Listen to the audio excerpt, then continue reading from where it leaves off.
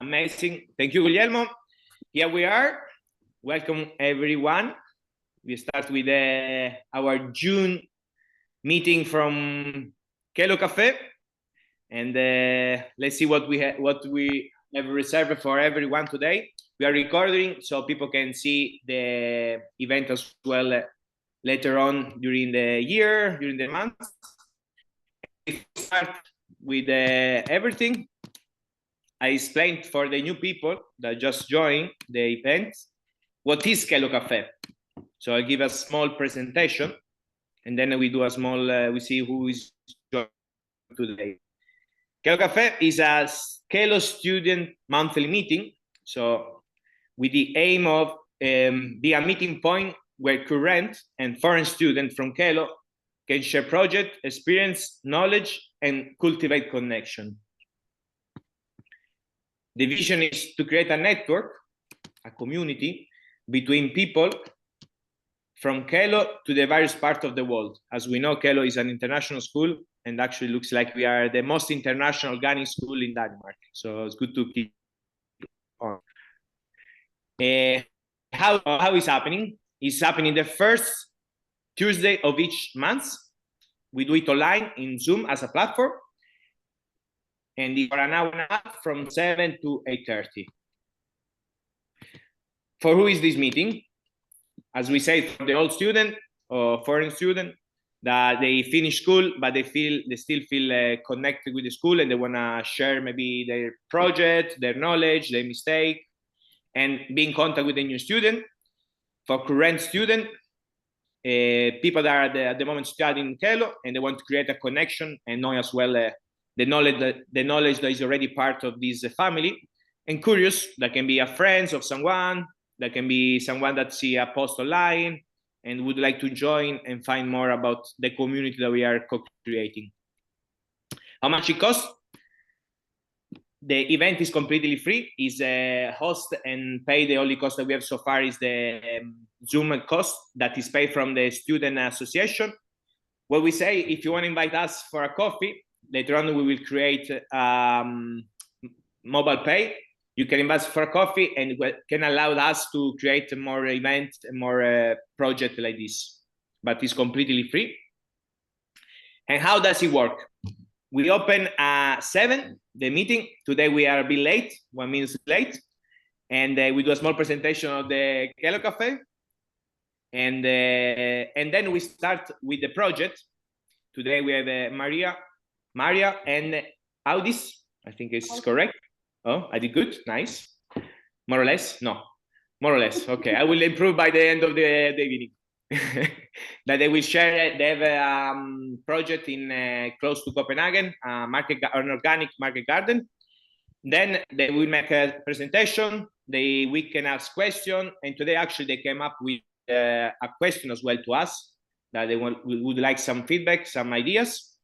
Then, after around more or less 50 minutes, we'll work a bit on community. So what we do, we share maybe in the rooms. We see how many people we have.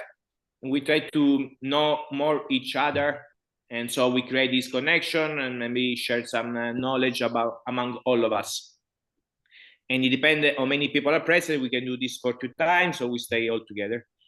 And then we present a bit about the next project that will be the next month, and we go for resting. And this is our way of making the Kalø Cafè. And after, the idea is to be a starting point. So after the meeting and through Kalø Cafè, we accept any idea or any start of other project. It can be, for example, if anyone want to create, these are some ideas. If anyone want to create maybe a map of all the active projects of all students of Kalø, or if you want to create a national hub, or maybe anyone that is here would like to share their project online, we are more than welcome. And as well, we'll need some help if they want to help with the Kalø Cafè to share more online, or maybe make more better videos, the description. That is more than welcome. And Nick, you want to say anything? No. And we have a Telegram group that is something off score, and is through there we will present all the information that we do through YouTube, to the Spotify as well. So in this way we can keep connection. And this is our Kalø Café. And now what I do, I give the welcome. Actually, if Guillermo would like to give a small welcome, me, Maria, and Asdis, he will introduce a bit themselves. You're more than welcome. And thank you for being here, Nick, Joanna. I don't know who is Zoom user. And thank you, Maria and Judith, for sharing your time, your knowledge, and your experience. Guillermo, I'll leave it to you the word, if you want to give a small introduction. Yeah, well, welcome everybody to our second round of Kalø Café. And this is our July meeting. We're very, very pleased to have, as you said, Alessandro, earlier, Maria and Asdis. I have had the pleasure of having Maria both as a classmate, but also as a student. And I follow really close what goes on at Drus, even though I haven't been able to be there. But I hope that we can get a little bit closer tonight, and get to share some of your experiences, some of your headaches, maybe also, so that we can inspire others that are also doing some market gardening out there. So, but I'll leave it to you, Maria and Asdis. Maybe you want to introduce yourself, and talk a little bit about your background, and what got you to get started. Yeah. So my name is Maarja, and this is Asdis. Yeah, I come from a countryside in Estonia, where my parents have a lot of land, and long time ago they were trying to become farmers, and they gave up. It was a tough period, but this idea has always followed me somehow, that I have to work the land somehow or grow something. But I went to study something else to do with languages and culture.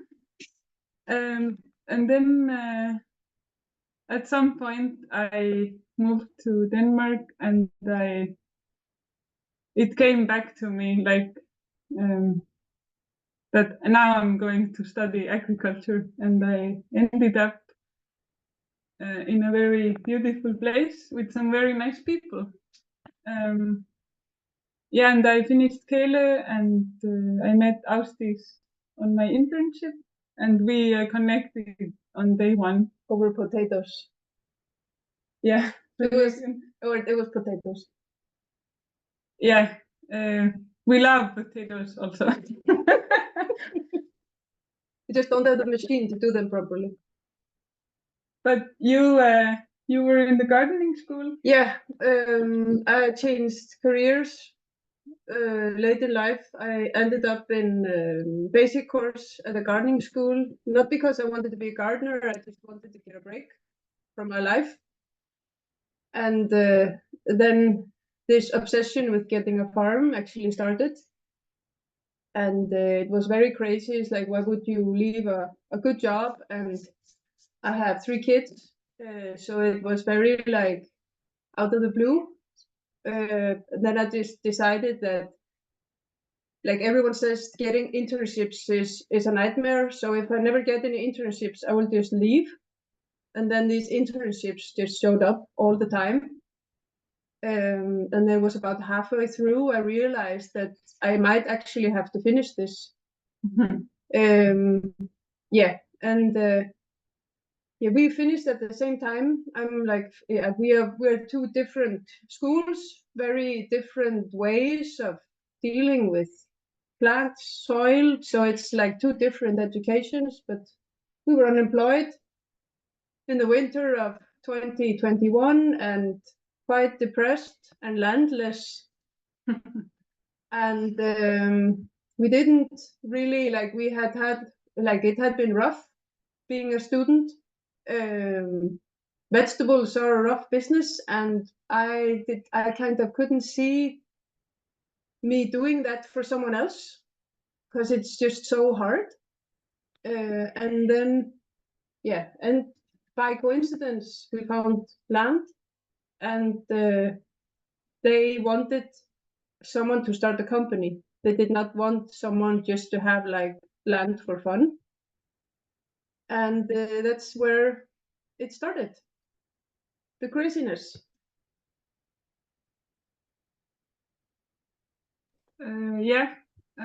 Can you see? Oh, it's moving. Yes, amazing. We can see it. It's uploading now the picture. Yeah, so we started in 21. We got the idea in February. Then we got the yes from the farm that we rent the land.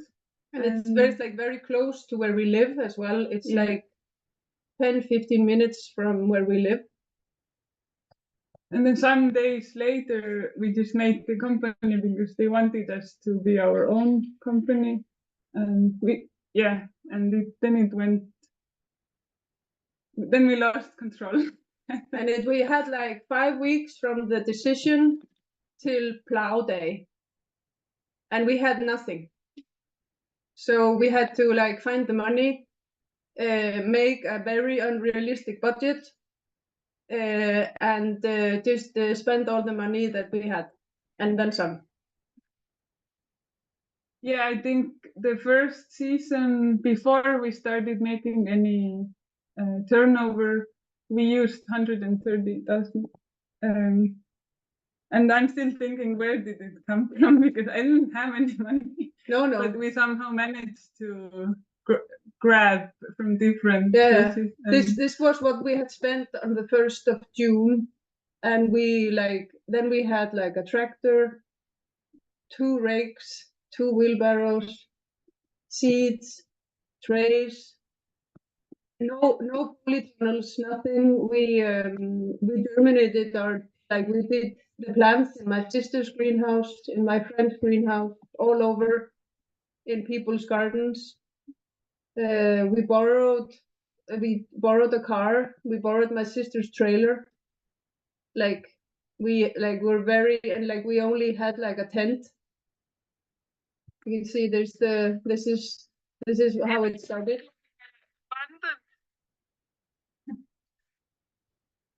That's headquarters. Headquarters, yeah. Yeah, it's just. And we didn't want to harrow. We were so holy. We didn't want to harrow the field after plowing, and then we just raked it down ourselves. Absolute insanity, I know. Yeah, it's a huge mistake, but it was fun. It was a lot of fun. It sounds like a good workout. Yes, and and we bought like the most primitive watering system on the planet. You see, we upgraded the headquarters to like a white tent there, like very fancy, like over here. Yeah. Can I ask you a question? Because you very kindly give some numbers that they're very indicative of how much was your startup capital, and then you, Maarja, say, well, we don't know where the money came from, but it might have come from somewhere. Is it okay if I ask you the question if you borrowed some money from the bank, or you got some loans from some local thing, or was it savings? We had indefrosne feriepenge. There was the indefrosne feriepenge. That was a year that you could get that out. So we had and then we had some savings. And then Maarja had some Bitcoin she got lucky with. Yeah. And then we had some... we borrowed from the boyfriends also. And donations from family and boyfriends. Yeah. So your own money, and then what we normally call as the 3 Fs. So friends, family, and fools. So that was great. Thank you for sharing. But when I said I don't know where it came from, it was like we didn't start up with saying we have 130,000. We just on the way I think we looked at each other and we're like, we can start a company for 50,000. That's no problem. Why not? And then we just started spending money and found out that didn't really cut it. Not that it has to all go around the finances, but I think it's very interesting to hear also what was the biggest investments you guys had. Well, we needed a polytunnel. We didn't have the money for that. But that's not in the start up. No, I know. But if I was starting a company now, I would never start up without a polytunnel. It's just really, really difficult, and it's really. I would never say to people try to do what we did. Yeah, because that was very impossible to do. But I think the tractor was the biggest thing that we invested in that we really, really needed. All right. And we bought a lot of plastic as well. Yeah. And seeds. Yeah, the money goes very quickly. But like sell your grandmother for a polytunnel. Just do it. Like it will make your life so much easier. All right. But to continue or to finish the slide, please do that. Yeah. We in the late spring we were like, okay, things are coming out of the ground, and then we needed to find people to sell to, and we called to the chef that we got the contact to, and he came on the field, and he said that he's gonna buy everything like weekly, and we started delivering to him, and he said he can't take those amounts, you need to find someone else. And then he gave us a contact, and he actually called his friends for us. Yeah, he called, and then we got like a really big canteen on the field, and after that we never had to sell anything really. We didn't really need to. They took everything. And then I have some numbers for. So this is the 4th season this year, and we grow on 9,000 square meters. Plus we have 4 polytunnels. It's all in all 800. And it's divided between like a market garden and the big field, which is like this 100-meter long rows of these big vegetables like kale and leeks, and which we think that doesn't make sense in the market garden. We have 3.5 people full-time. It's us plus 1 student, 1 half-time student, and we get extra help from other people, which is about 15 hours a week. We would ideally want to be 1 more person, and we are on the field from March to November. And yeah, the winter months are for contemplation and maybe working elsewhere and planning. Yeah. If you don't have any questions, then I go to the next one, which is the business part. We sell mostly to canteens, Myers and other canteens that have this kind of philosophy that they buy organic and local. And then we sell a smaller part to private people directly through a CSA. And right now we have 60 shares, and the season is from May to November. Both deliveries are from May to November. And this year we have planned to make 1.1 million, because that's what it takes to run a business like that. And then you can see the where the costs are, and the main cost is the salaries for the people, for us as well in the winter, and it costs about 150,000 to run, and yeah. And we start up next spring is also 150. This is like a comfortable place to be, and last year we didn't make that much. We made about 800. 74. Yeah. And we had no money this spring, and the bank didn't loan us 50,000. And then we threw out the CSA commercial in January, and then people slowly signed up, and we came up to 60 people. It's about 200,000, and the money just disappeared into all kinds of investments. We didn't get any salary this spring. Yeah, we've never gotten salaries. Like we've gotten salaries from June to November. Otherwise, we haven't gotten any salaries from the company. But we work absolutely full time from 1st of March, which should be a paid month as well. What it looks like, or we hope that will look like. Then I have about what we grow.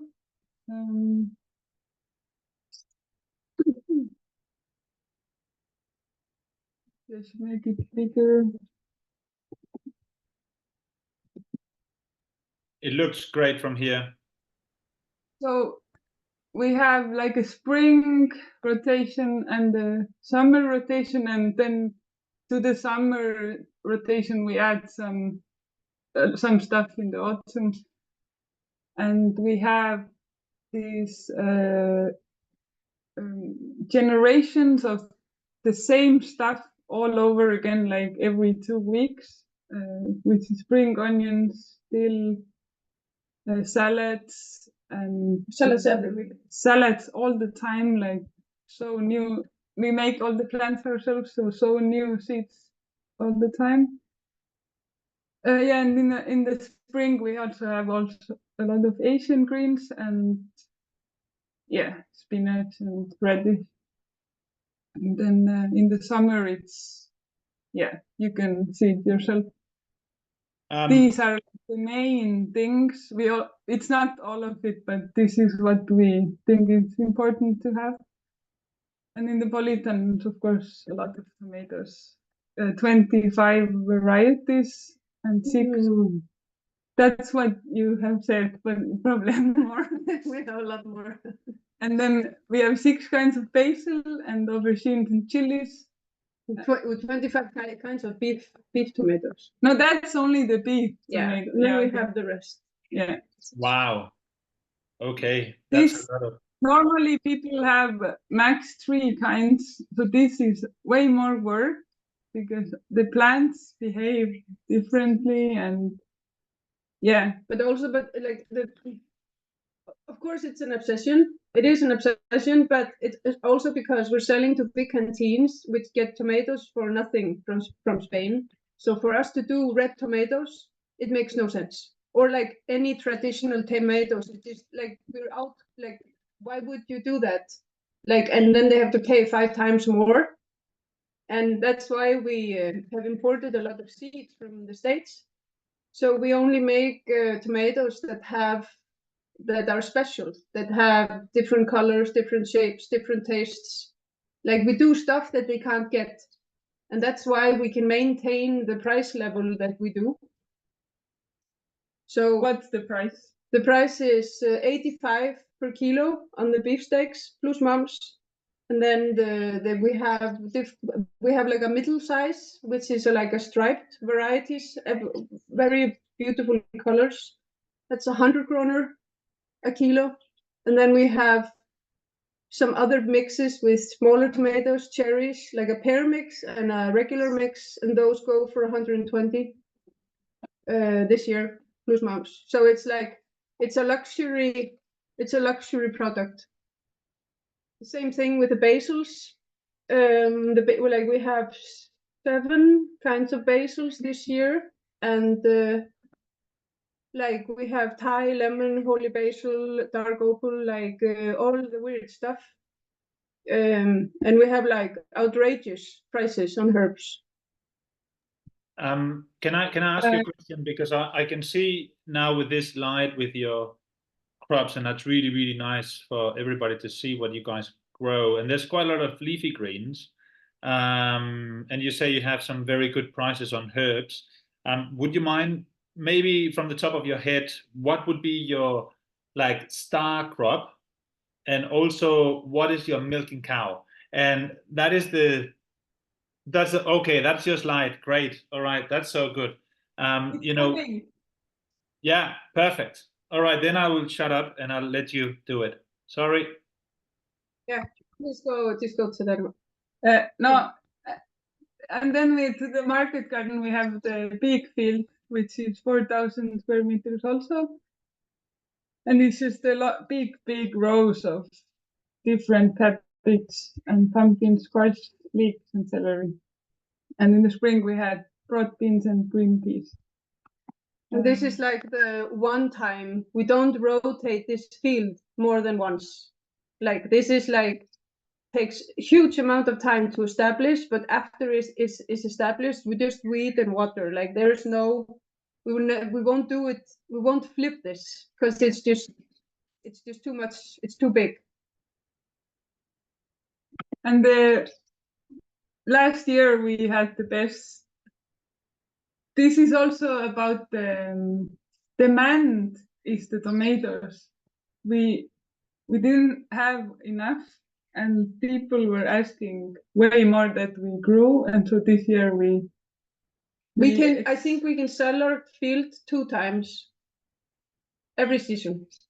Yeah, the demand is insane, and these three vegetables and herbs are the. We do like I think probably 2 tons of. Between 2 and 2.5 tons of leafy greens. That's with the salads each year. We can deliver. Like on a good week, we can deliver 100 kilo of salad, no problem. Last year the total was 10 tons for everything. For everything, yeah. We also have some pumpkins, but not so much. Yeah. Yeah, but that's the squash failed and the cucumbers failed, so there wasn't anything heavy in that. We only sell like root vegetables with the top, like small ones. We don't really do winter root vegetables. We don't do the potatoes because like we don't have the machinery to do that, to make that pleasant. Like doing that by hand is like suicide. So we only sell them fresh with the top. So the money is nice, but it's also nice with some real food, like celery and cabbage and corn doesn't make any money, but we have to grow some for the CSA, but we also think, what do we want to eat ourselves? So we can't survive on basil and tomatoes. So the big field is mostly to grow these like proper veggies. Yeah. But we have like this, like we could scale down and make less stuff, like less variety than we have, but then we can't have a CSA because the CA demands a great diversity and a lot of stuff. But the thing is that we love the diversity, and that's why we're doing this. Like we can't.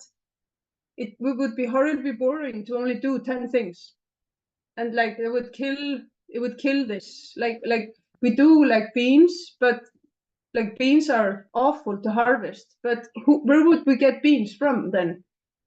Like so, like there is a lot of like the CSA gives us money in the spring that we need, but it also expands the variety a lot, which gives kind of more work. Because like it's not the best prices are not there. Like with the winter vegetables, but we wouldn't really want to do this without them either. So it's always this like dilemma of killing your darlings or not. Yeah, any questions? No, then I think it's just settled, because it's just your star crop would be the tomatoes, but it's probably not the one that gives you the most money. That would be the herbs and the salads, is it? Like per input hour, like, you know, you say the amount of work you put in to the output. Yeah, because the salads we plant with this one, with the paper pot, and the sowing is very, very easy. You sow 260 seeds in 5 seconds. Yeah. And then you do it every week, and it's just there all the time. It's this paper pot, and then one person can plant 10 beds in a day if it's prepped. 10 beds, which is a lot of salad. 2,600 plants in a day. Yeah, and we would do it if the beds were ready, we would do it almost every week. Yeah. And there's some tools we use.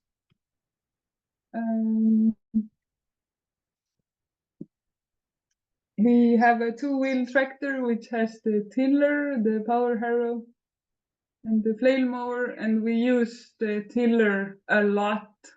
So it's like very regenerating, to be ironic. But it's been bad this year. It's the worst year we've had was that, actually. Because we didn't cover the fields in the winter, because they have to be green, and then the grass kind of got hold. So it's the choice of no-till. It's a lot of fun.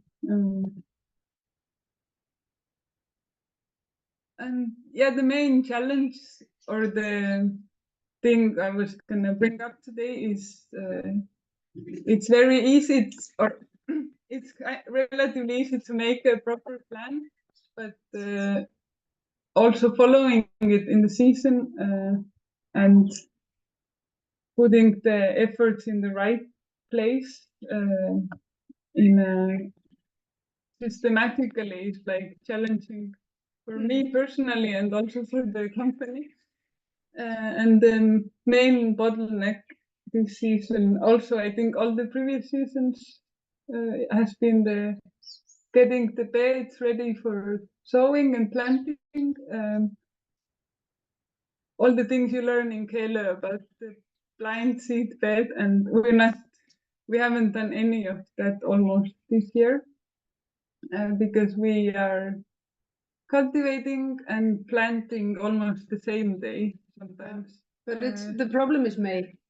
Yeah, and the month of May is where you pile up a lot of stuff. Because like if you were a pure market garden, which was smaller, the thing is that we have the big field which needs to be planted at the same time as the market garden. Market garden has a rhythm that just goes.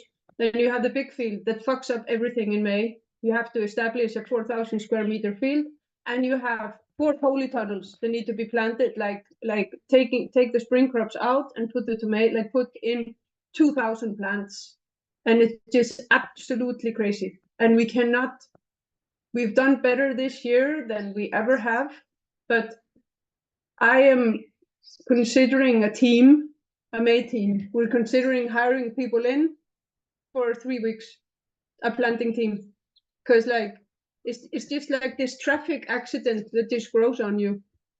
That you're fucking up plants, you're fucking up your plantings, you're fucking up everything, and you're just watching it like in slow motion. It's just like oh my god, it's still horrible. But on top of that, this spring we were still building infrastructure. It was taking 50% of the time, where we didn't have that time. But we have a building this year. We're out of the tent. Yeah, we have a building out of wood.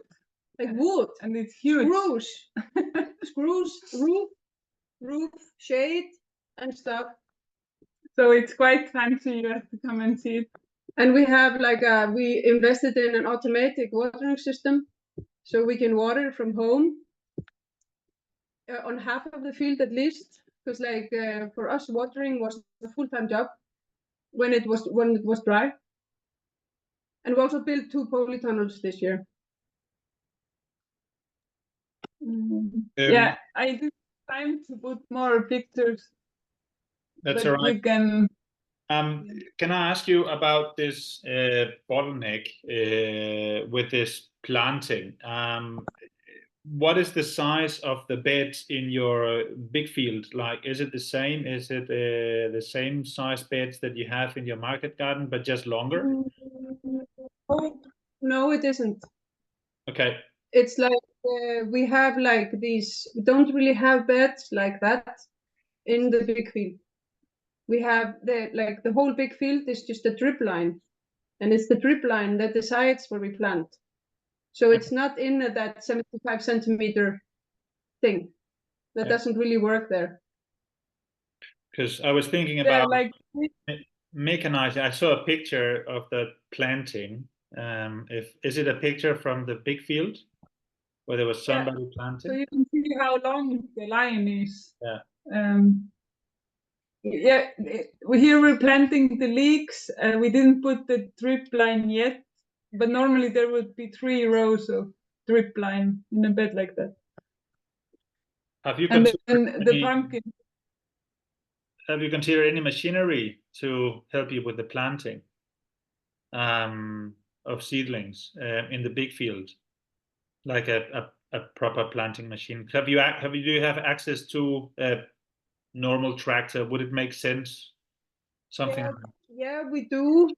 But the thing is, I think that field is an extension from last year. So we're still trying to find out how to do that. But I would think if we borrowed the farm's tractor and a planting machine, we wouldn't get the yield out of it that we do now, because the spacing would be so big. So we need we would need a smaller tractor. It's not really the planting that's the problem, it's the prepping. Yeah, because I was cultivating the 4,000 square meters with the 2-wheel tractor. The fraser or the tiller is 65 centimeters. So you can imagine I was going nuts, and my wrists were hurting, and because you're with the tractor all the time, it's really heavy work. So we're and then this winter we sowed the cover crop, and we let some of the weeds grow and so on, and the grass. So here in March, April, it was completely green, like a lot of grass, and then I mowed it down, and then I just took the tiller, and it took me probably like a week to do half of it. No, to do 1/3 of the field took me a week, which is a lot of time. And it just doesn't kill the grass properly either. Yeah, with the cabbage part, we were lucky because it was really dry. It didn't, so everything dried out really well, but you can't rely on the weather. So when I've been in Spain in the last couple of years, we go there with the first main course for 2 weeks, and we visit a colleague close to Barcelona, where he also runs a market garden about 5 hectares, and he has also 2-wheel tractor where has a rotary harrow on the back, and instead of rotating like this, it rotates like this, like a power harrow.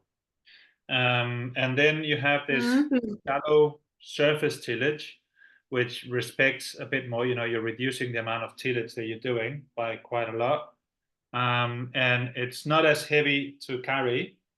and it can kind of support itself. But we have You have that one. That one as well. Okay, and you're not happy with but it. that You're doesn't. really happy with it.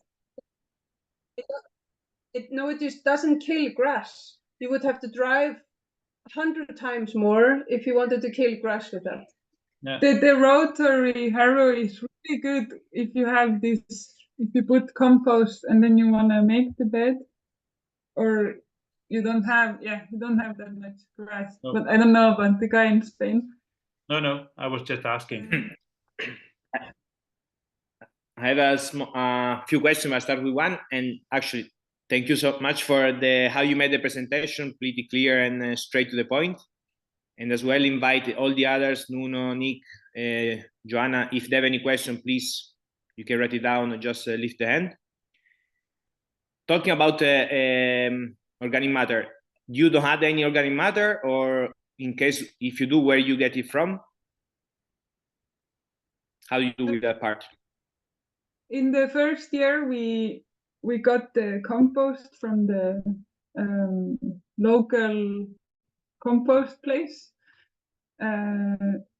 We got 15 tons, 120 tons, and we drive it out in a wheelbarrow, and we did it 2 seasons in a row, and it was very labor intensive. You're not getting paid for carrying compost. You're getting paid to sell some tomatoes. But it's also like remember we're starting on a plowed field, so we're putting compost on top of that. Yeah, it was quite good. But the thing is that the compost, like it didn't like that kind of compost is dead. It's only like structure. It's like cool stuff. And carbon. We found, it's like carbon. The thing is that we found out when we have driven in the beds, like when we flipped the beds a couple of times, they were just as weedy as before. Like the compost didn't compress. It only compresses the weeds if you don't go below soil level, and we were doing that when we flip. Then the weeds just come up. So we were disappointed in the weed suppressing of it, and also like I think it's like you exceed the limits for some what's it called, cadmium. There's something in the compost that if you put 400 kilos per bed, if you're covering it properly, you just put too much. So you're like, it's, and also like it really dries out your plants. Like seriously, shit dries out your plants.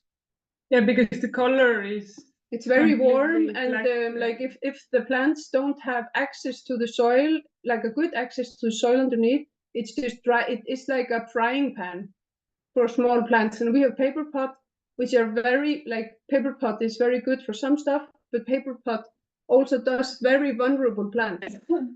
They have no soil, they're very like small root systems, and like it really hurt us in last year especially.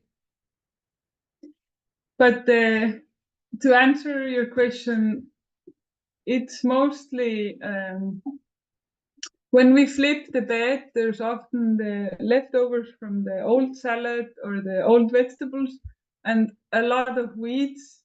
This is mostly, that's what the organic matter, the soil is getting. All of this stuff is staying there. And we add sometimes a little bit of, no, we don't really. The mushroom compost. We did that last year. A lot. We're getting this leftover from a mushroom production. It's mix of coffee, sawdust and mushroom, mycelia, which is really good. It's composted 1 year, and it's a really nice structure.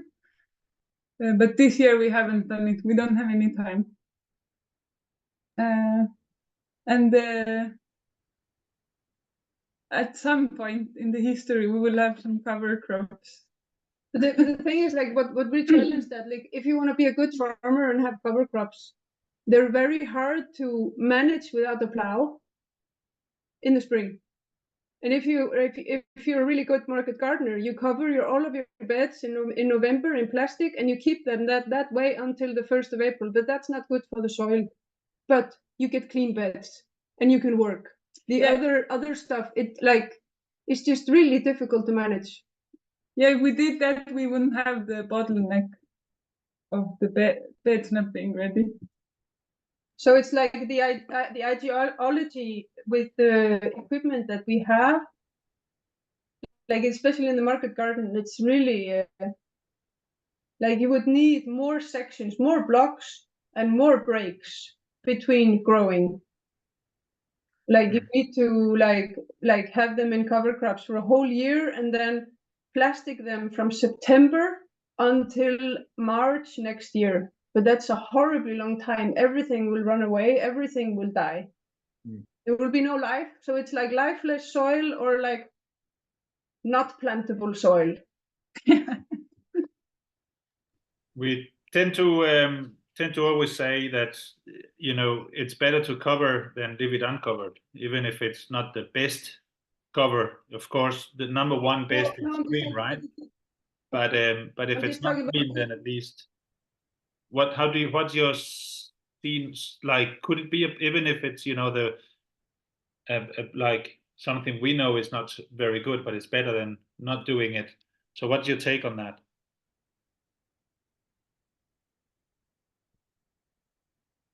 Like, would you have the possibility to cover it with plastic? Like, why is it bad or why is it good? No, like you have your own, like you have your own, like you say it's bad for the soil to cover it with plastic from September, October until March, but that would give you some clean beds. But what's the alternative? Cover crops and green soil, like have plants in it during the winter. But the alternative is you have to till it so heavily, instead of covering it all winter. Or like, you know, like that would work in like that would not work in the market garden. That would work in the big field. But then just accept that you're plowing. Yeah. Because like also like we're in this scenario where we're plasticking in the winter, we're taking carbon, we're not adding, and we're just taking. Like we're not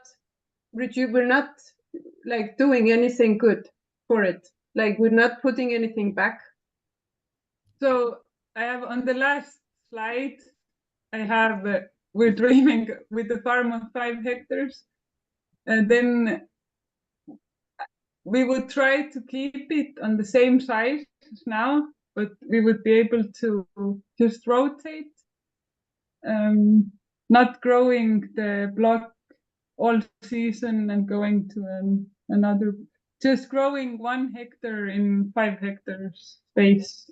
And we would also like get a bigger tractor and a planting machine. All those winter crops, we would do them like every organic farmer does them, like with a big tractor. Like I wouldn't change the market garden, not the size, not the tunnels, but I would change the way we do the big field, but we need more room to do that. Can I ask you some more information about the CSA? How is the structure? How you deliver, when they pay, or how does it work, let's say? Can you say? We have we sell it's 23 weeks, and people pay for everything on beforehand. They pick up on the field or 3 other places in the city, and they don't choose what they get. They can't really choose anything. We cooperate with 2 chefs that make recipes, like 2 young girls that have their own catering. They do recipes for us. So the CSA like gets recipes with the box. On Monday they get a list of what they're gonna get, and we deliver on Thursday. And we do buy like the winter vegetables from another farmer.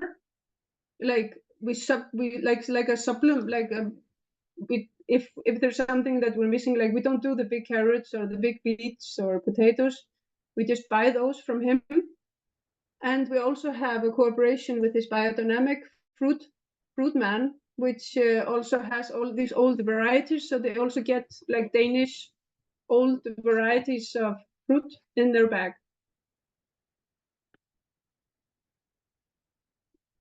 Yeah, I wanted to show, but it's in Danish. Anyone? Can they see this? Yeah. Yeah, Yeah. we can see it perfectly. And you say it's from May to October, isn't it? It's the end of May to first week in November. All right. Yeah. All right. Thank you. And then people have like they can put in a 2-week vacation in, like however they want it. And is it a pay up front, the whole thing? I can see that you divide the price there, 230 kroners, but it's just an indicator of how much they are paying. But is it a pay up front, the whole thing? Yes, and they can do it over 2 months. If it's like I think it's a big amount, then we just do it over 2 months. So we offer that possibility. All right. How is it in terms of workload for you guys to have to pack, all of these smaller orders compared to the other customers that you have, which is more bulk? It's like the other customers are easier to harvest and easier, like we're just doing boxes. Like we don't really pack anything, but I feel like this year that we've gotten better at it. And we're more like, I think if we also do the math, like how much is every Thursday worth? Like how much money will we get every Thursday, like compared to, and I think if like we have like 60 now, I think an optimal size for us next year should be 100, because it's not that big of a hassle to plan or pack. We found a way of doing it now, so it's not horrible. Of course, we would like to have more people that come on the field, because that's easier for us. Maybe we will do less pickup points next year. So it would be nicer if we could do on the field, like where people pack themselves. They just take it from boxes we have, but yeah, we just got a building, so yeah, that's the building that just got built last week. So now we have some space to do stuff like this. Like we don't have a cooling room even, so everything is harvested the same day. Like there is no before harvest at all. Do you harvest every day, or do you have some harvesting days? Usually we harvest 3 days a week. Okay. We harvest when we have the delivery, like Monday to the canteens. On Wednesday we harvest to this food cooperative in Copenhagen, and on Thursdays we harvest for this CFC. Yeah. We show up at 6 in the morning and we're ready by 11. Yeah, and it's like four people job. Yeah. Who are really good at harvesting. Who are really, really good harvesters. I have another question. If you had to decide, let's say, or think about what makes your business to work, what do you think is your what you're doing right to make it happen, to make it like working properly and to have success, let's say, what you're doing? If you need to, it's like it's 2 things. It's values and relationships. We have relationships to the canteen cooks and the bosses. If they leave that place they're at, we usually get their next one as well. We can call them and like tell them, I have 300 fennels next week. Can't you change the menu? And then they do. we cultivate, like we come every season. We try to come at all the places, all the canteens we deliver to. We do a green, like a vegetable market for their people in the canteen. We cultivate the relationship to people, and like we deliver ourselves, so it's us.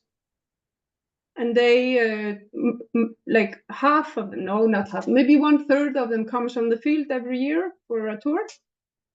So we make an effort. Nice. And also like we have some values of like local, organic. We know why we're doing what we're doing, and we promote that actively. So, but I think we could be better at that. We could be much better at that, but I think it's kind of clear who we are and why we do what we do. But that part could be better, I think. But Do you invest a lot of, sorry. It's just like, the thing is like, no company works without, like, it's the customers that make the company. It's not us that make the company. Like if there's no cooperation, nothing happens. So like all the money that we receive is like energy from other people, and we do something with that so we can make more. Like it's not really a sales thing. We exchange stuff, and we value that exchange. Amazing. How much time do you invest much time, I don't know, this is something about personal, on the, let's say, online communication, or like saying keeping people update through social, or is mostly, let's say, face to face? Newsletter. It's email. We send out an email every Thursday to the canteens, where we, like, the thing is also, we never promise on beforehand that we have stuff. So it's like they have to look at we send that newsletter every Thursday where we tell what we've been doing this week, and we also tell them what we have next week. Okay. And like, we don't go in the winter and make contracts about stuff, so we never know what we're gonna sell. But because that would be stressful. Like if I promised 100 kilos of spinach in week, and like on the 1st of June, that would be awful. So it's just like they can see what we have, and then they just take what we have, and then that's that. And to the private people, we send email every Friday about what they will get the week after, so they pick up on Thursday. And then I just say, here on the picture, there's a working day we organized to weed all the cabbages, and then people showed up for that, some of them. So then we also get to know them, and they can see how their cabbage is being grown. So there's also this, with the private clients also, there's this building up a relationship, which is really nice, I think. But the thing is also, like, the social media thing, it's not planned. It's not like spell checked, or like there's no marketing. There's just us. We take pictures of what we're doing, and that's that. And like, we don't, like, neither of us speaks or writes perfect Danish. And like, sometimes I see like she's written something, I'm like, fuck, that's my same. Yeah, exactly. But I just can't be bothered, because we're like immigrants, and this is 3rd and 4th language. So we're just like, this is what you meet. So we don't, like, if we had to put every post through someone that's grown up, like, it would be awful. So we just, it's very what we feel like doing. Nice. We are almost, let's say, pretty short on time with for the other part of the meeting, but I would like to ask you one more question that is as well for the community that we are trying to create. No, if you had to go back in time whilst you were at school,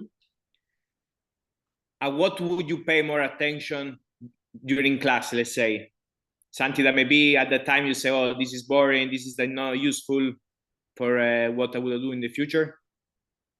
Do you have anything that you will change the approach during school? Let's say. I would rather change the school. That is the next question. I will ask you, what would you introduce? But for what you get, what would you keep?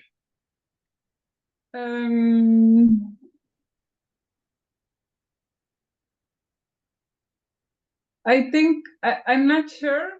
It was quite irrelevant compared, like, if you think about what we ended up doing.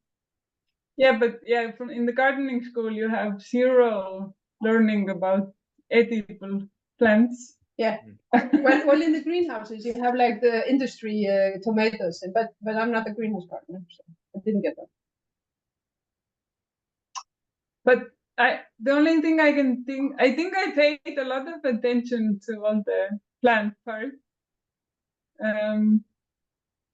But I would really carefully choose my internship, like just go to a place that is exactly what I'm going, or yeah, go to a market garden, which I didn't do. I think I had really good internships also, but they were more these traditional vegetable productions. It's really nice to compare, but really go to a place that's completely relevant, not just a great country or a warmer place or something. That I would, if Just I had to change. For the sake of the record, you guys were working at Stengon, right? Yeah. In the northern part of Copenhagen. Yeah, we were there for a whole year. Like all of our places, have been traditional organic farming, vegetables, very diverse, like boutique places. Nice. And now we go to what would you change in the school? I know that you changed maybe the school, but what would you add in the school for making it easier for, let's say, for someone that want to open a business like you're doing? Would you add any specific? Maybe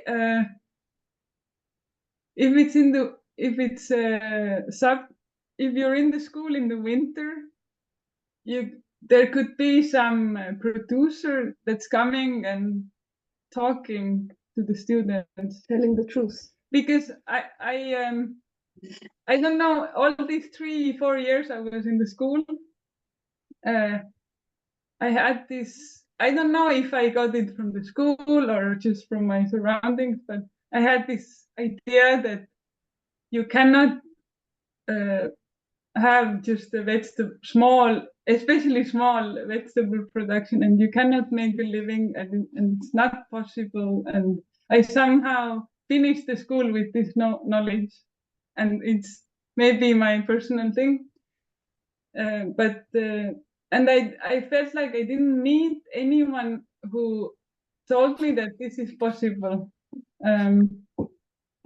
other than just having, or the only people I met was these people that had 30 years of experience, and then they're driven their tractor, and so you feel like, but that's not me. I don't have all this. I don't have a farm, and yeah.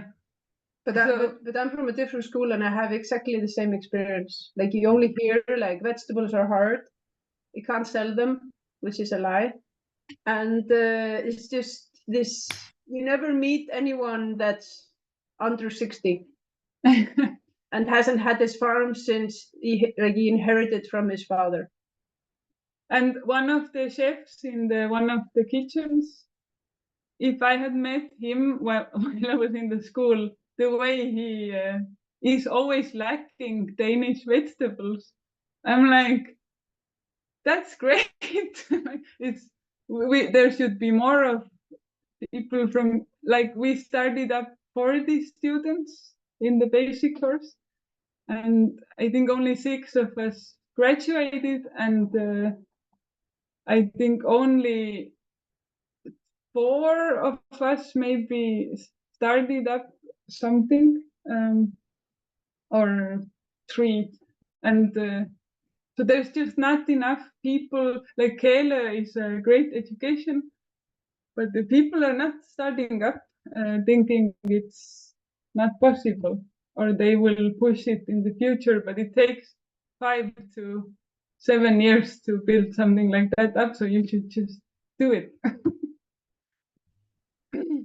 That's what I didn't get during my You didn't have any hope. no, my idea was that I will work somewhere for Someone. 3 to 5 years, then I know what to do. Please. But like, Say I think, like, generally there's like a lack of vegetable people out there, like a huge lack of vegetable people, and I think the schools don't take vegetables seriously. None of them do, and also especially planning. If I Like might, vegetable planning. if I might comment a little bit on that, because it's not that we, and I commented as a representative of the school and as a teacher. It's not that I want to push or pull the balls out, as we say in Spanish, but it's more, there is a government plan and what we need to teach you guys, and in none of those plans, the closest it's gardener school, and gardener school is very much dedicated to making ornamental plants or some greenhouse workers. Yeah. And the education is not done so that you can be a farmer when you're done. We bend it as much as we can, and we try to incorporate all of these vegetable crops as much as we can, but there is simply no room. But we know the problematics and we are aware of it. I just want to say we're a little bit hand-tied in that direction, and it's a pity. It's a pity, and it's the same for fruit production. That's also a pity. So we take it and we say it loud, and every time you guys say it, then we take your feelings and your complaints and your things, and we say it loud and say it aloud many times, because it's very difficult, like you say, to find that joy of farming in this vegetable thing. I mean, we can do as many things as we want, but it's just there is not enough time in that program. So we should actually create a parallel program which is focused on farming vegetables outdoors or in greenhouses in an organic way. So it's sadly, it doesn't exist at the moment. But we take it with us, of course. Yeah, it's a real problematic. So you just put your dart in the bullseye, because it really it's a problem. Yeah. Thank you, Guillermo, for pointing this up, for share the information, and thank you first of all for making Kalø Café to know this project, and really thank you, Maria and Asdis.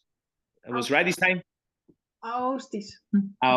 Sorry, I'm really bad with name. Really sorry, but really thank you for the presentation. Actually, really straight to the point, easy, and thank you for sharing all the path and the dream as well. We will hope maybe in 1 year, 2 years to see how it's going in the process. It would be amazing to have you again back to see how it's developed. And nothing, we are here. We are going to, let's say, share this and make more people to know what would you ask as well, no? To have someone that talks about this. So this is the idea as well. Maybe one day we'll invite you to school and have you to share this to everyone in school. That would be amazing. And I don't know if you want to say anything before we pass to the second part of the evening. Thank you for listening. We can talk 3 days in a row. Yeah, I know. I was thinking just about that when we decided to do an hour and a half. I think it's too short, but I mean, it's a small shot, let's say. Yes. Thank you. Thank you so much. And Guillermo, if you wanna stop the recording.